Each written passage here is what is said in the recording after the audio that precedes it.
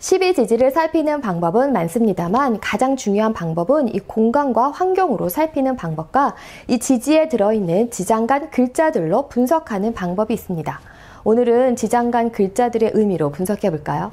이 지장간의 정확한 개념은 12지지 속에 존재하는 시간을 말합니다. 우리 집 앞뜰 공간 환경은 항상 그 자리에 동일한 크기로 변함이 없지만 봄, 여름, 가을, 겨울 그 모양은 왜 항상 다를까요? 누가 그렇게 변화시킬까요? 시간이 바꾸죠. 바로 이 10개의 에너지입니다. 천간에서 에너지를 지구에 방사하여 바꿉니다. 누구나 다 아는 것이죠.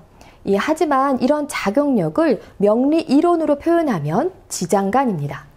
12지지 속에서 지장간들의 정체가 무엇인가를 정리해서 이 표로 만든 것이 지장간이죠. 그러니까 오해하지 말아야 할 것은 12지지가 스스로 무령을 바꿀 수 있다는 것이죠. 공간은 스스로 바꾸지 못하지만 다행하게 공간 속에 지장간이 있기에 그 공간은 수시로 변화합니다. 따라서 지장간은 이 12지지 속에 숨은 시간의 특성을 알려주고 각 지지에서 필요로 하는 조합이 무엇인지 그리고 각 공간에서 무슨 일을 하는지 쉽게 이해하게 해줍니다. 지장간 상황을 쉽게 이해하려면 이 사계도에 있는 위치를 살피면서 이해하면 됩니다. 그럼 자월부터 볼까요? 이 자월의 지장간에는 임수와 계수가 있죠. 임수의 응축작용이 일정 시점에서 이 계수의 빅뱅으로 발산하기 시작합니다. 왜 이런 시간의 작용이 있어야 할까요? 겨울에서 봄을 향하기 위해서죠. 이러한 작용이 없다면 봄이 올 수 없고 이 임수의 응축작용만 유지되기에 마치 빙하기와 같습니다. 그렇다면 이 자월의 자연에서 원하는 에너지는 이 계수의 발산 작용이라는 것이 분명해졌죠. 겨울에서 봄이 오는 이유는 자수에 있는 임수가 계수의 발산 에너지로 바뀌기 때문이었습니다. 따라서 이 자수에서는 봄을 향하고자 폭발하는 엄청난 에너지가 있구나. 이것을 이해하면 이 자월의 기준을 잡는 겁니다. 이 개념을 좀 응용해 볼까요? 예로 병자일주의 경우 자수가 빅뱅으로 폭발력을 가졌으니까 이 배우자가 38세에서 45세 사이에 가만히 있을까요? 당연히 튀어나갑니다. 해외로 타향으로 밖으로 튀어나가서 부부가 일정 기간 동안 떨어져 살 가능성이 있습니다. 기준점을 잡는 것이 어렵지 개념을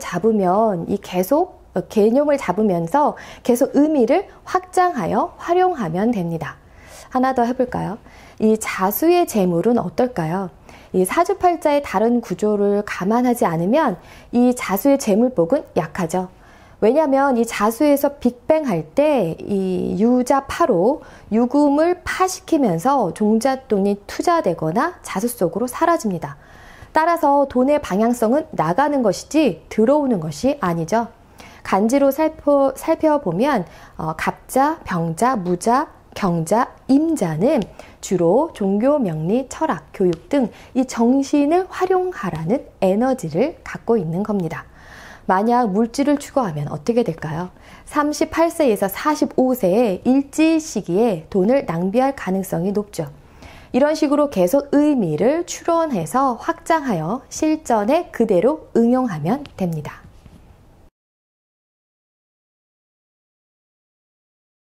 다음은 축토입니다. 이 축월의 지장간에 개신기라는 시간이 있습니다. 자월부터 이 계수의 발산 에너지 기운이 이어져 온 것이니까 발산 에너지를 확장하여 더욱더 봄을 향하여 갑니다. 이 신금은 이 사유축 삼합운동을 이 축토에서 마감하는 겁니다. 금기를 마감해야 목기가 나오면서 이 발산 에너지도 더욱 확장하고 그래야 봄에 땅 위로 새싹이 올라올 수 있는 거죠. 이 마지막으로 기토가 있는 이유는 계수의 발산 에너지와 이 사유축 삼합운동을 마감한 시종자 이 신금을 기토에 고스란히 저장하여 인월로 넘겨주라는 겁니다. 이 금을 목으로 바꾸어서 뿌리를 내려야죠. 콩이 콩나물로 뿌리 내리는 과정을 상상해 보세요. 만약 이러한 작용이 없다면 지구에 새로운 생명체가 탄생할 수 없을 겁니다. 여기에서 이 탕화살이라는 개념을 좀 살펴볼까요? 이 축토는 탕화살 중에 하나인데요. 그 이유는 축토 속의 개수는 폭발력을 가진 발산 에너지인데 이 신금은 수렴, 기토는 저장하는 성질이기에 개수와 이 신기의 작용력이 정반대입니다. 개수는 튀어나가고 이 신기는 안으로 들어가는 과정에 폭발력이 기토 내부에 축적되면서 문제가 생깁니다. 다만 이 무조건 축토가 탕화작용을 하는 것이 아니라 가스 폭발하듯 조건이 충족될 때 탕화작용이 발생합니다. 바로 약한 정화나 오화가 축토를 자극할 때죠. 가스레인지를 켜지 않으면 불꽃이 생기지 않지만 켜서 가스레인지에 자극을 줄 때 가스가 폭발하면서 불꽃이 생기죠. 이것이 탕화살의 정확한 개념입니다. 일상에서는 가스 사업, 주유소 사업, 가스통 배달, 가스 폭발, 화상, 연탄가스, 사망 등의 물상입니다. 그렇다면 이 축월의 자연에서 요구하는 행위는 이 개수의 발산작용을 지속하면서 신금의 딱딱함을 부드럽게 바꾸고 이 기토는 두 개의 에너지를 저장한 후 인월의 무토로 넘겨주어서 새로운 생명체를 만들라고 명령하는 겁니다.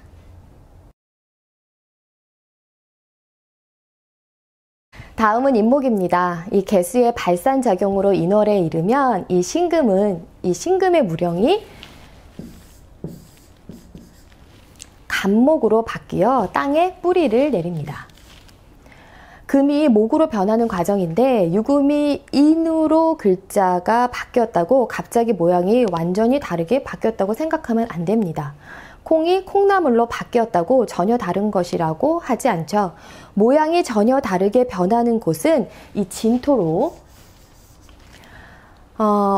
콩나물 대가리에 붙어 있던 콩껍질이 떨어져 나갑니다. 이렇게 유금은 축토에서 인목을 지나는 과정에 콩 내부에 숨어 있던 생기을목이 콩 외부를 뚫고 나와서 땅속에 뿌리를 박습니다.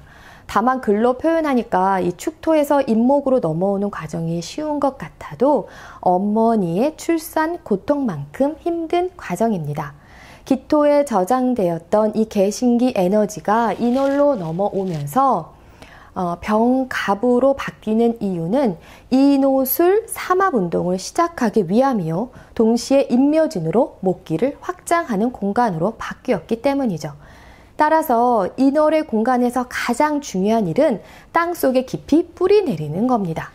그렇다면 이 개신이 이 병갑으로 에너지 특징이 변화하는 과정을 조금 더 자세히 살펴볼까요?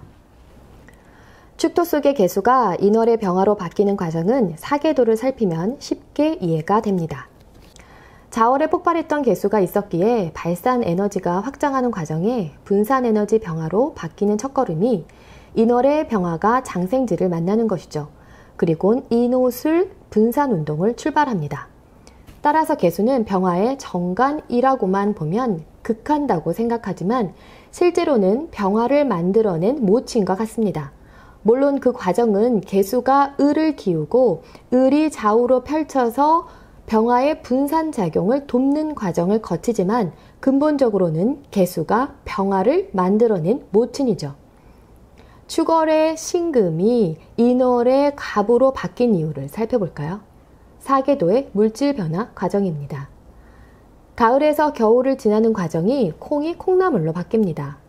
축토에서 사유축 삼합운동을 마감한 신금은 수기에 부풀려져 콩나물로 바뀌었는데 그것이 바로 갑이죠. 따라서 갑의 모친은 바로 신금이죠. 물론 바로 만다는 것이 아니라 해자축, 임계, 수기에 풀어져서 갑으로 변하기에 신금과 갑목은 전혀 다른 모양이지만 신금이 있었기에 갑이 나온 것이고 이런 자연의 이치를 이해하면 내 전생의 모습이 신금이라는 것을 이해합니다. 달리 표현하면 갑목 속에 신금이 들어가 있고 신금의 딱딱함이 갑에 남아있기에 갑 또한 딱딱한 성향입니다만 갑이 을로 땅 밖으로 드러나서야 비로소 신금의 모양이 철저하게 을로 바뀐 것이고 이런 이유로 을신충한다고 하죠. 슈걸의 기토가 인월의 무토로 바뀐 이유는 기토가 품었던 계신을 무토가 병화와 갑으로 변화시키기 위함이고, 이런 작용이 있기에 병화가 장생하여 인옷을 삼합운동을 출발합니다.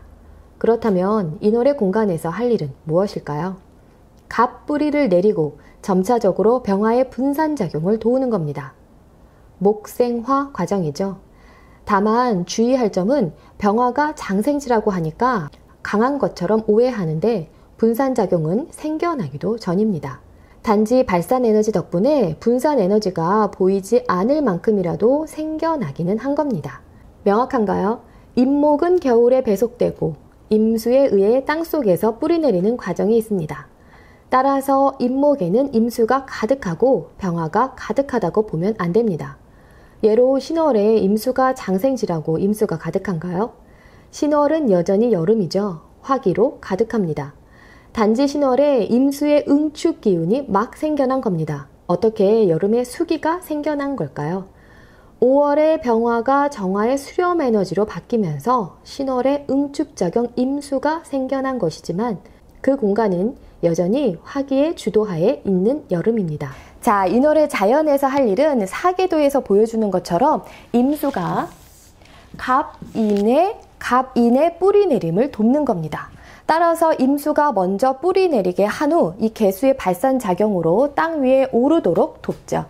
갑이 땅 위로 올라와 을로 바뀌면서 개수가 기다렸다가 을의 좌우확산을 돕고 을이 펼쳐지면서 병화의 분산작용이 확장되고 이 4월에 병화가 걸록을 만납니다. 걸록을 달리 표현하면 이 을목이 병화의 분산작용을 도와서 병화의 에너지 특징이 뚜렷하다라는 의미죠. 왜 그래야죠? 꽃피고 열매 맺어야 이 생명체들이 육체를 유지합니다. 이런 과정을 이해하면 인월은 우선 병화가 필요하다는 주장이 맞는지 틀리는지 명확하게 이해합니다. 뿌리 내리지 않으면 생명체는 살아갈 수 없습니다. 이 갑인의 뿌리 내림을 도울 수 있는 에너지는 유일하게 응축 에너지 임수뿐입니다. 인간의 삶에 응용하면 이 임갑으로 오랫동안 공부한 후 이 병화로 밖으로 분산하고 펼치는 겁니다. 이것이 임갑병 조합으로 오래도록 공부하여 박사급의 학력을 갖추는 거죠. 만약 이 임수가 부족하면 어떤 현상이 발생할까요? 공부를 싫어하거나 가정이 경제적으로 가난하고 또 혹은 공부하기 싫어서 돈을 벌러 나갑니다. 정리하면 인월에 태어난 사주는 이 수기의 상황을 살펴서 수기가 충분하면 이 병화로 분산을 유도하고 수기가 부족하면 반드시 이 임수로 보충해 주어야 하는데 우선순위를 따지면 이 임수가 먼저이지 병화가 먼저일 수 없다는 것을 기억해야만 합니다. 즉, 인월은 이 안정적으로 뿌리 내리는 것이 우선입니다. 주위의 지인들 사주를 좀 살펴보세요. 이 연과 월의 해, 병, 인 조합으로 구성된 사주들은 대부분 장기 교육으로 박사급이며 의료, 검경, 공직, 교육에 종사하고 이 천간으로 조합을 바꾸면 바로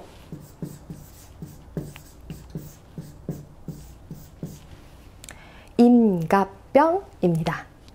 묘월부터는 다음 시간에 강의하도록 하겠습니다. 그럼 저는 다음 시간에 뵙겠습니다.